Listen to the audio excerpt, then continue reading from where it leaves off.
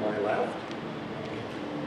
The spotlight on the Batton Lash panel is basically on Batton Lash and his supernatural law, which I'm familiar with.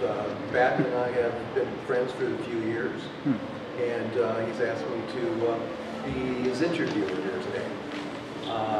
Basically, the first thing I wanted to ask is, were you an attorney in a previous life? Because that's what this feature is about. Well, just in case, I mean, I'm glad to see a lot of familiar faces, and thanks for coming. But for people that don't know, my characters are attorneys who represent the supernatural and the supernaturally afflicted. So who's scarier than Frankenstein? His attorneys.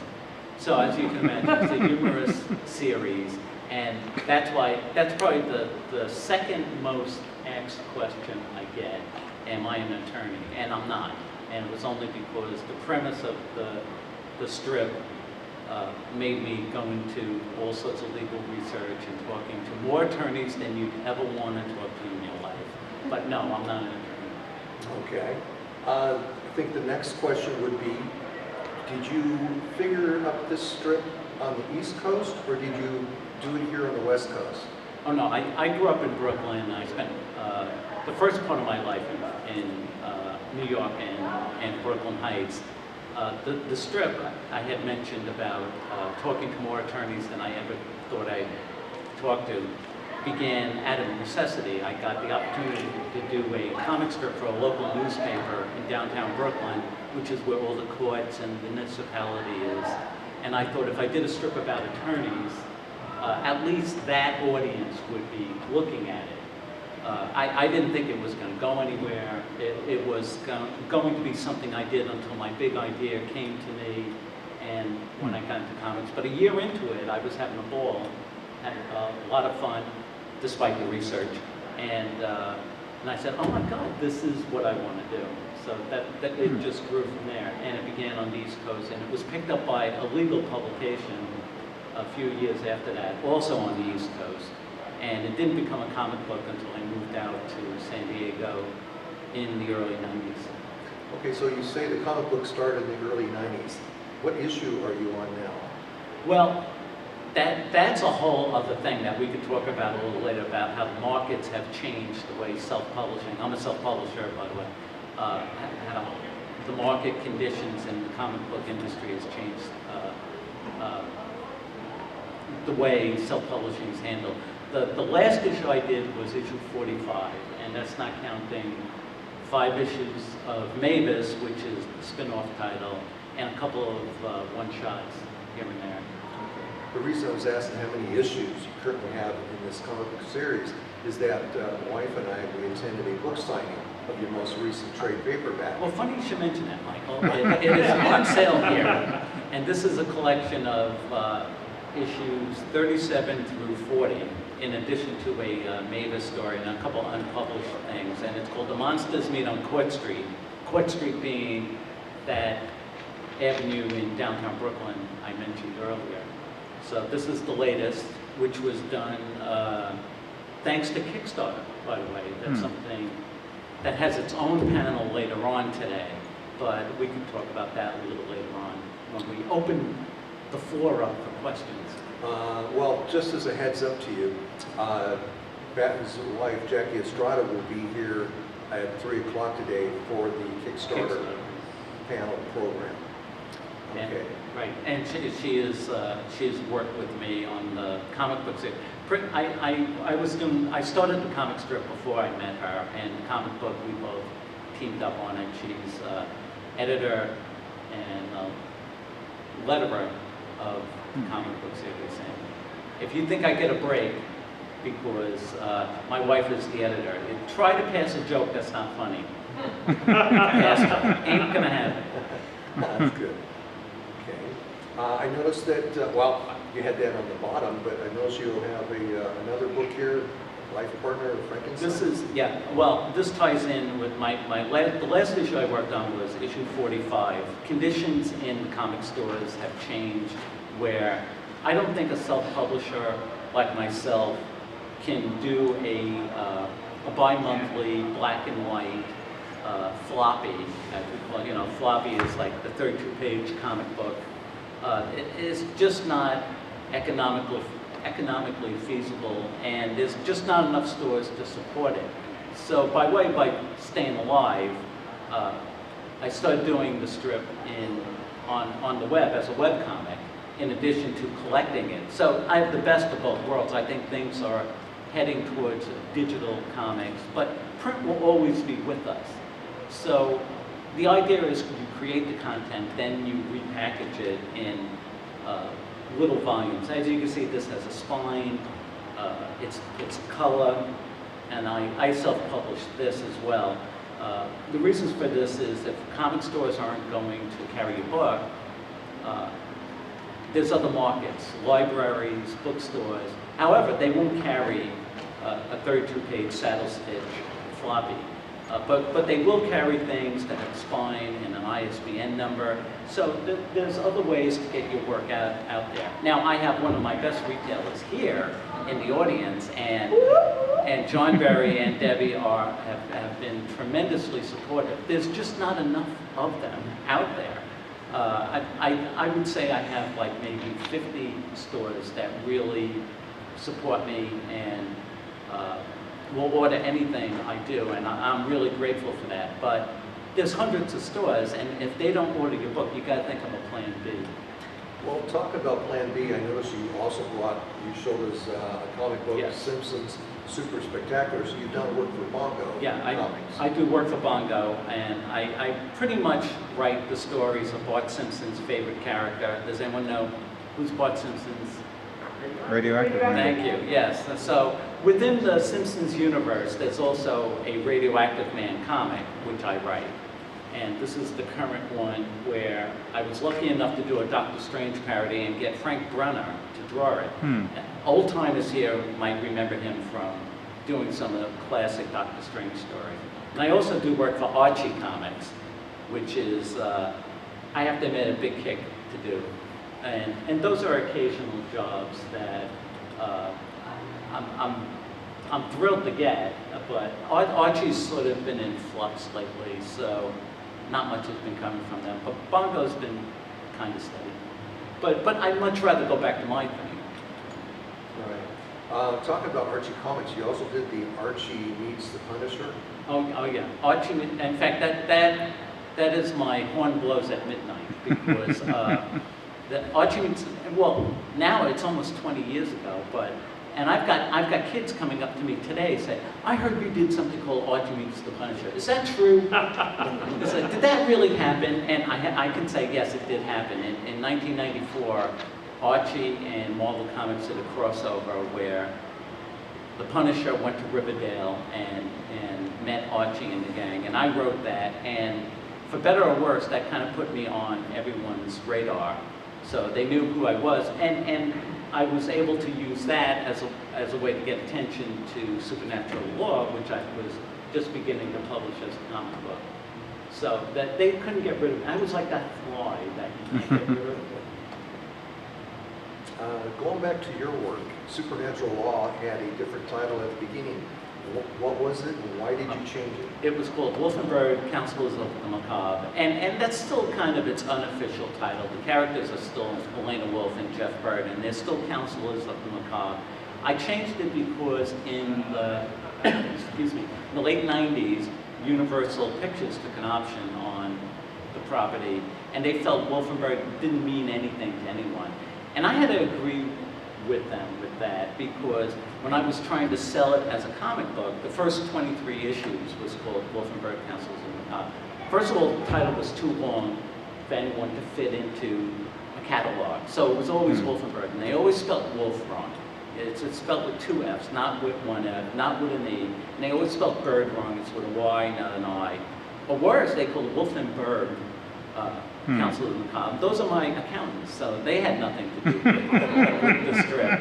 But Universal said, well, the title of one of your collections was called Supernatural Law. Why don't we just call it that?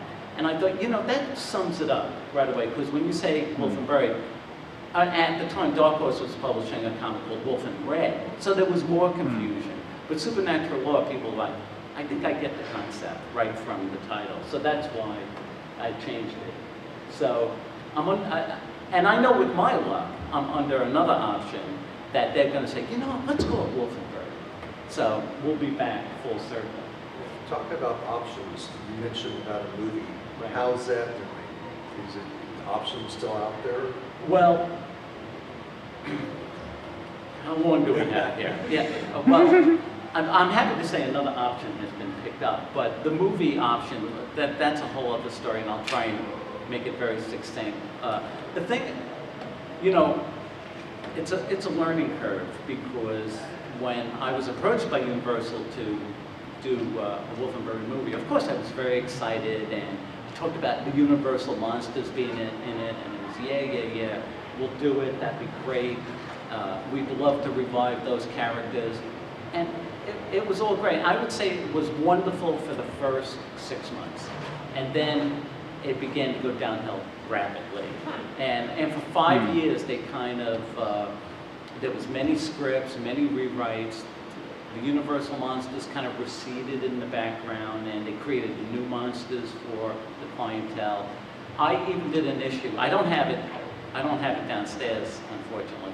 But in issue 44, I did Wolff Byrd the movie as a comic, where I fictionalized my experience. But all the scenarios that are pitched to my characters were really pitched to me. And this is the thing about movies. If you notice, every movie has to be larger than life. Like, it's just not enough. I mean, my characters are very buttoned down, low-key. Anyone who has read it, it's a very, very dry, I think, approach to it. But a movie's got to be big and spectacular. And it wasn't enough that Wolff Byrd won a case. They had to save the world. And, well, you know, I don't have a Wolff Byrd universe. I have more like a Wolff Byrd neighborhood. You know, it's a very small potatoes, my thing. And the movie was just clashing with that outlook. Plus the characters was changed, and here's something for you women in the audience that you should be aware of, that despite their lip service, they told me that we cannot have Elena Wolff as the lead. Jeff Byrd has to be the lead. And well, why is that? Because women do not lead a genre movie.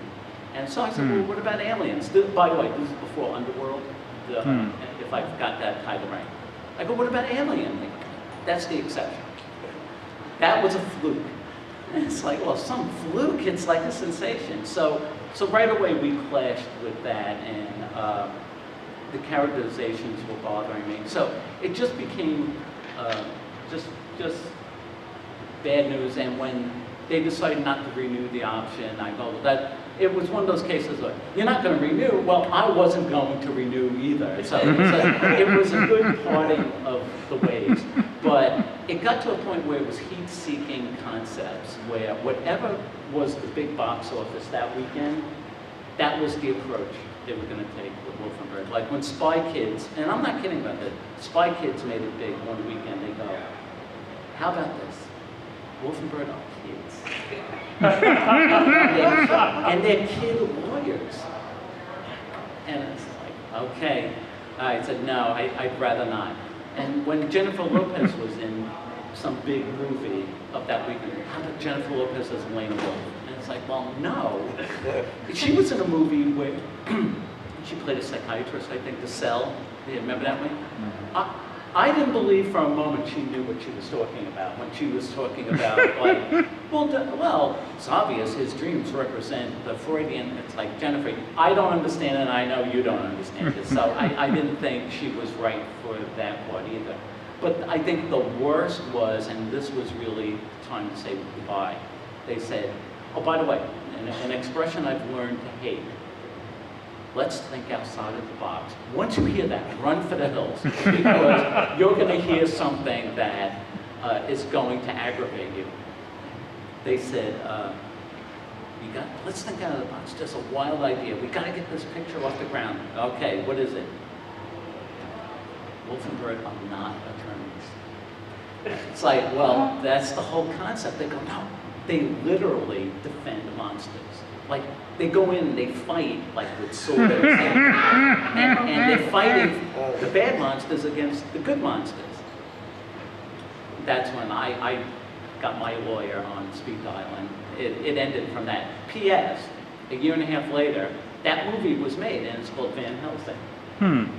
And we saw how well that did. So, and again, it's like, I don't know, they seem to be a little ashamed of their heritage, because everyone loves the Universal monsters, but I think they feel a little embarrassed, or they're too old-fashioned looking.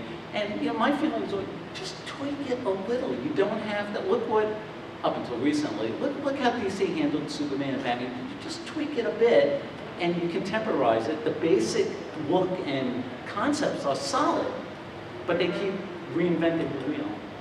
But meanwhile, a television producer is interested in Wolff Byrd, and I think TV is a much better medium for my characters and the concept, because you get more intimate with TV, and it's smaller. So that's part of my Hollywood experience. Okay, well, that's the first I had heard of the TV, so that's good to hear. When I say it's the first I've heard, I've seen Matt and Jackie now. Let's see, they're downstairs today. We've already seen them down below today. Artist Alley. Artist Alley. Your table number is? 2201, if anyone's interested in coming by. Saw you just 2 weeks ago at San Diego Comic Fest. Saw you earlier this year at Comikaze. Right. I know that you have a website that you sell your product at. It appears that you're showing up at more shows now. Well, it's convenient. I mean, it's always great to be invited to a show. That helps a lot. But they either send you in or put you up for a hotel and everything. So it helps. I mean, I found out that, and this is for anyone interested in self-publishing or any independent artists out there, nothing succeeds like pressing the flesh and meeting people. You connect with them. I mean, that's how I met John and Debbie. I just met them cold, and they had come, and Mike and Tina as well. And that is, to me, the best way to do it. If I had my druthers, I would do a whistle stop up the coast and go to every comic store or small convention, because I think that's very exciting. I mean, everyone knows who Dave Sim is, right? Cerebus, do we all know who he is? He was a pioneer self-publisher, and he did a thing. He would do like he was Canadian, so he would call his American tour, where he would tour the country and do comic shops. And I always found that very exciting, and I would still love to do that one day, but only to the shops that supply me. There's 50 of them. Well, that's pretty good. No, I think it's great, but it's still not enough to stay in business. See, the comic, you know, I always wanted to be a cartoonist, but part of being a cartoonist, especially when you're in business for yourself, is just that. It's got to be a business that keeps generating money, and you know, there's good days and there's bad days, and you know, lately there's been a lot of bad days, so that's where the good people in Riverdale come in, and same thing with Springfield. Where they help pay the bills quite a bit. But don't mistake this for complaining. I mean, I just really enjoy what I'm doing. But you've got to always be on and changing the gears. You know, like Charlie Chaplin in Modern Times, you just got to keep making sure everything's moving. Okay, well, talking about moving, is there any other topic you'd like to talk about before I open it up for Q&A? I went to my webcomic, which is in color, which has added a whole new enthusiasm. See, I've been doing this script since '79, and it started as a newspaper strip. And I know that predates most of you in the audience here, but it started as a newspaper strip in black and white, and that was exciting. Then I always wanted to do a comic book, and that was great to expand the characterizations and do a comic book. It was, you know, it's just great to do. Now on the web, I could do it in color, and boy, I can't go back to black and white now. So to me, it's always been a fresh. I'm always excited the day I wake up and say I could work on supernatural work today. So it's always a fun thing to work on, and there's always different avenues and markets, and that's an important thing to try to sell it as well as having fun with it. It kind of brings up a topic I just remembered. You recently moved your studio from where you were for many years to another location. Yes. How's that working out? All right, it's, I was in downtown San Diego for 18 years, and that was fine until the building was condemned. Then I had to move out. But now who's from San Diego here? Anyone from San Diego? Okay. If you're ever around Autumn's Avenue, stop by. It's a new experience. I feel like I'm back in art school because my studio is part of a gallery, an art gallery. So there's a lot of artists there. The smell of linseed oil is in the air all the time. A lot of traffic. My old studio was just me and another guy who I wasn't quite sure what he did. But I would always see these wild-looking girls going into his office with him. So I think that, he told me it was a stockbroker from New York. Okay. But, and I'm convinced that the office was his booty call office. But, and so it was just me and him up there. But here there's a lot of traffic, a lot of people going in and out. So it's exciting. Okay. Well, now I'm going to open it up to the floor for any questions. Yes. That's really personal. I'd like to, for those of people in the audience that haven't read Supernatural Law yet, Batton, if you can go into perhaps a description of each of the three main players in the book. Oh, thank you. Well, the main player is, let's find her, is Elena Wolff. I think you can see her. And she's no nonsense, very dry. She's the one that started the firm. Her partner is Wolff Byrd, who's a little more blue collar, a little more casual. And they met in law school. Their able assistant is Mavis, who she's like the secretary and the monsters, supernatural stuff, that doesn't faze her, but things like boyfriend, family stuff, she's just a working girl from Astoria, so she's a lot of fun, and she was based on my sister. So it's always fun to stray a little bit and do stories about her. Though that's the spin-off I was talking about a little earlier. So those are my three. And what's funny is that, and I know I'm getting personal here, is that when people see Elena Wolff, they go, did you base her on Jackie? You'll see Jackie later. And I go, no. In fact, I was doing the strip for like 12 years before I met Jackie. They go, you've been drawing your life all these years. Now, a footnote to all that is, everyone know who Kyle Baker is? The cartoonist? When I met his wife, I think they split up now, but at the time, when I met his wife, she was the spitting image of the lead in Why I Hate Saturn. Just like her. So I said, did Kyle base that character on you? She goes, no, I met him years after he did that. And Kyle, who this was at a cocktail party, he overheard this and he had a few. He goes, I know what I like. So I think every cartoonist draws his perfect woman. And again, another footnote, Stan Drake, who did The Heart of Juliet Jones, the kid's sister, his fourth wife looked just like her, and he said, I finally found her. That's something. So what was your inspiration for Wolff and Byrd? Oh, well. Or was there one? Do you do hear people from the old neighborhood in your head when you're writing them, or? No, I hear my mother screaming. Oh, okay. All the time. Get a job? No. No. Yes, all the time. I try to base all the clients, and this is how I vent my spleen too. It's like the clients who are monsters or horrible creatures or anything, they're people I have grudges against, and I base it on them.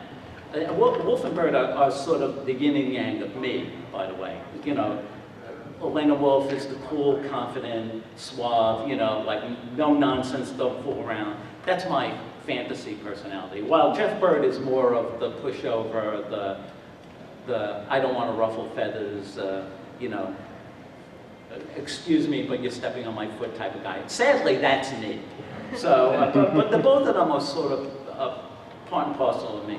Physically, I based Lena Wolff on Sally Kellerman, and I know I'm dating myself if you remember who she is. And she was a very tall, willowy blonde. And Jeff Byrd was based on, his look at least, was based on Morse Hart, who probably no one knows who he is. He was a playwright. Okay, so he was a playwright that was very famous in the 30s and 40s, and he kind of looked like that with the corrugated hair and the same type of face. And like I said, Mavis, even though her personality is based on my youngest sister, if you ever saw My Favorite Year, that movie, Jessica Harper, if you see her, that is Mavis. Because at the time I saw that movie, I was trying to get the right type of character to be the secretary to Wolff Byrd. And I go, oh my God, I'll just base it on her because that look is just perfect. So that's where the characters kind of come from. And like I said, the auxiliary characters are all based on people I know. So watch out, everybody. Yes, you back? Since vampires are kind of in vogue right now, you thought about maybe doing just like a vampire, story with them? Well, I've done tons of vampires. Right, but more on the, kind of the, I guess maybe doing the whole sparkly thing or something like that. just, it seems right for I know, but the last time I did something like that where I felt I just had to spoof something that was very current, I hated the source material so much, and I regretted it. Like, I hated, see, I'm the type of person that I like to, like I said, vent my spleen, grudges and everything, but I gotta really be passionate about it. I tried to do I did do it, an Ally McBeal parody, and it's like, why don't I mash up Buffy and Ally McBeal and have Wolff Byrd in the middle of it? Well, that meant I had to watch Ally McBeal, and that was the biggest mistake. Oh my God, and I'm stuck with this for 2 issues, and I had to find aspects of it to parody. Well, it's a parody onto itself almost.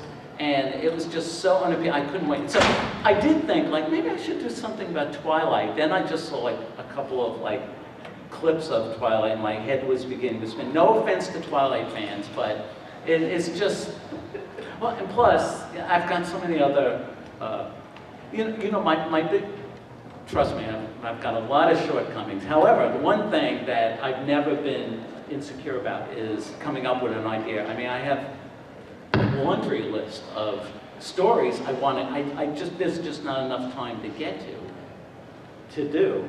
So, I'd much rather do something else like that, something esoteric that won't make any money, rather than capitalize on something that's very popular. So, it's pick and choose, I guess. The young lady. Yeah, I wanted to know, like, what's life like as a writer and how to become a writer and, like, what the writing business is like, because I want to be a writer one day, and I don't know anything about it. Well, it's a great life if you don't eat. Well, I always say this, that I really believe all artists are compelled to do what they have to do, and they find a way to do it, no matter what. If you're easily discouraged, it wasn't meant for you. It might be a weekend hobby or something like that, and that's fine. I know someone who has written novels into his old age, but never really had the passion to get out there and push it, but he writes on the weekend and he's happy. And the same thing with and you've heard of weekend painters and everything, but I think a real, someone who really has the fire does it no matter what. So you find ways of doing it. I don't think, as far as writing for comics, I'm sure it's the same for prose writing as well. I mean, I don't think anyone goes into it for the money, because there's just not enough money. Unless you're in management, if you're in a publishing house and you have some sort of a weekly salary or some sort of perks or something. And even then, those people complain to me that they're not getting paid enough. So you do it for the love of it. And, you know, I know when I was single, I didn't, you know, you have your protein, you have your vegetables, and that's all you need. You know, at the end of the week, you have your bottle of wine, and that's good and everything. That's your reward for getting through it. You know, you have your day job, and then at night you work on it. And when I hear people say, oh, I was too tired to work on it, it's like, well, we all, but you find the time to do it. So I always say, and you shouldn't worry too much about, I know I'm opening myself wide open for this. You shouldn't worry so much about not being smart enough, because, you know, I remember years ago, I was just very, I mean, I would meet writers and they were brilliant. I mean, very well educated and everything. I go, well, I feel like a total idiot. I have no place writing. But that's not true. It's like you just, if it comes from the heart, it gets through. You know, that editors are for correcting spelling, cleaning. I mean, Jackie cleans up my twisted syntax all the time, so you shouldn't have to worry about that. But if you've got something to say and you want to say it, you know, nothing should stand in your way. Especially things like print. And, you know, I know you asked Batton the question, but my wife and I, we just took in 2 panels before this one, where basically it was about how to write comics, both the writing and the artwork. And the other one was how about putting, if you're a writer, to put yourself with an artist. So there are a couple panels out here that are addressing your question also. Any other questions out in the audience? Okay. Just one, I've got one. I don't want to steal old Jackie's thunder, who's going to be here at 3 o'clock, but you recently had a Kickstarter program. Would you like to just elaborate that a little bit right now for people that won't be here at 3? Yeah. Okay. All right. Kickstarter is, I think, the shot in the arm that self-publishing in comics needed. That and print on demand, I think, are the 2 things that are revolutionizing self-publishing comics. I mean, I know Kickstarter is good for music and film, but for the sake of just this conversation now, I'm just going to apply it to comics.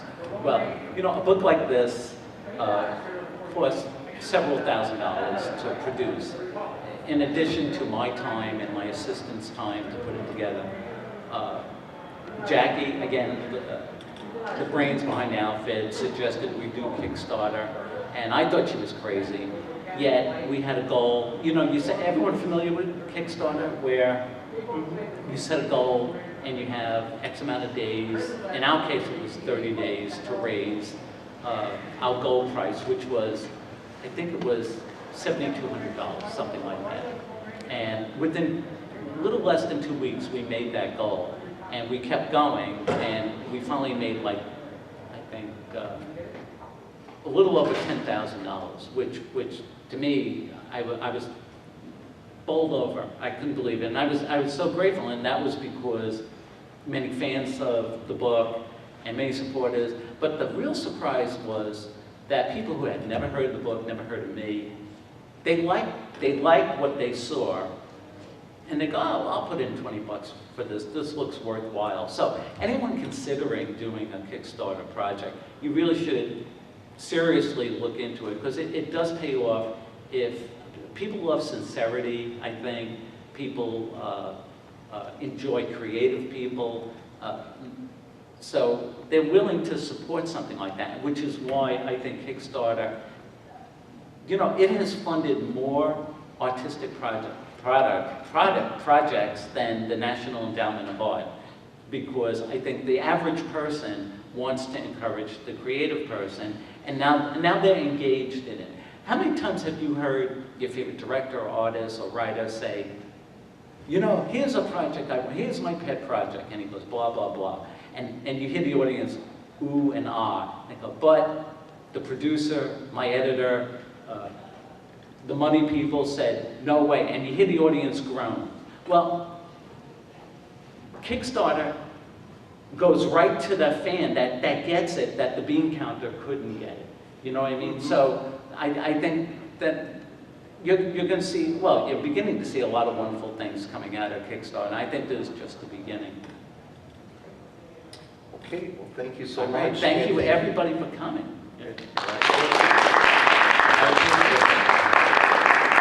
And especially these, who I don't even know them. So. Thank you.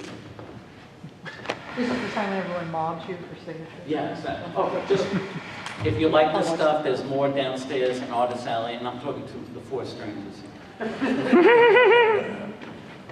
His stuff is really, really, really worth your time. If you're not familiar with this stuff, for real, it's really worth your time.